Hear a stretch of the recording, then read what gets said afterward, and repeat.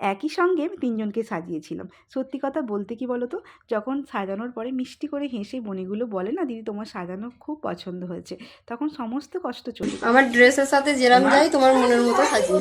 আচ্ছা ঠিক আছে, চোখ বন্ধ কর। কেমন লাগছে বলো? হেভি লাগছে না? পুরো সফট একটা লুক দেওয়া আছে, কোণের দিদির লুক এটা। চোখ খোল। মানু বল, আমার কাছে সেজে তোর কিরকম লাগলো?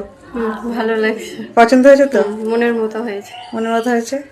সিম্পলের মধ্যে বল, দিনের বেলা যেহেতু বেশি উগ্র ভালো না। চোখটা বন্ধ কর।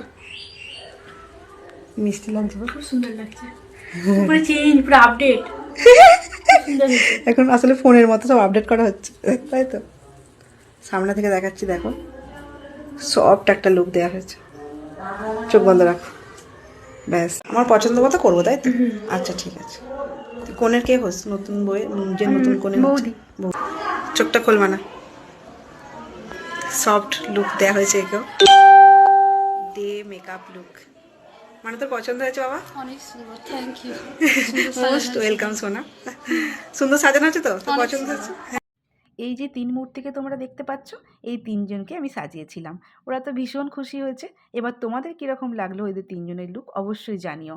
দিনের বেলা যেহেতু একটা সফট মেকআপ আমি ওদেরকে দিয়েছিলাম, ওদের তো ভীষণই পছন্দ হয়েছে, তোমরা জানিও কিন্তু।